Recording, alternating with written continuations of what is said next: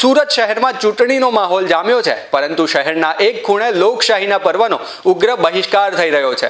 ઉત્તરાયણ વિસ્તારમાં આવેલી ગોકુળ પાર્ક 2 સોસાયટીના રહીશોએ તંત્રની ઉદાસીનતા અને રાજકીય પક્ષોના પોલા વાયદાઓથી કંટાળીને આગામી ચૂંટણીમાં મતદાન ન કરવાનો નિર્ણય કર્યો છે. વોર્ડ નંબર 2માં આવતી આ સોસાયટીના પ્રવેશદ્વાર પર મોટા અક્ષરે બેનરો લગાવવામાં આવ્યા છે, જેમાં સ્પષ્ટ ચેતવણી અપાઈ છે કે કોઈ પણ રાજકીય પક્ષે પ્રચાર માટે સોસાયટીમાં પ્રવેશ કરવો નહીં. રહીશોએ પોતાનો રોષ વ્યક્ત કરવા માટે ભાજપ, કોંગ્રેસ અને આમ આદમી પાર્ટી ત્રણેય મુખ્ય પક્ષોના પ્રતીકો પર લાલ ચોકડી મારી દીધી હતી.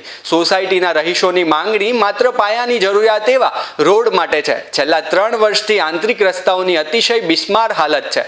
ચોમાસામાં પાણી ભરાવાને કારણે કાદવ કીચડ અને મચ્છરોનો ત્રાસ વધી રહ્યો છે, જ્યારે અન્ય ઋતુમાં ઉડતી ધૂળને કારણે વૃદ્ધો અને બાળકોનું સ્વાસ્થ્ય જોખમમાં હોય તેવું લાગી રહ્યું છે. ગોકુળ પાર્ક 2ના રહીશોએ આ મક્કમ નિર્ધાર કરી રાજકીય પક્ષો માટે લાલ બત્તી સળગાવી છે. પહેલા રોડ પર પછી વોટ, આ નારા સાથે આખી સોસાયટી એકજૂટ થઈ છે. હવે જોવાનું એ રહે છે કે ચૂંટણી પહેલા તંત્ર રહીશોની આ વ્યાજબી માંગણી સંતોષે છે કે પછી 350થી વધુ મતદારો લોકશાહીના પર્વથી અલિપ્ત રહેશે. મારું નામ આહિર કલ્પેશ છે.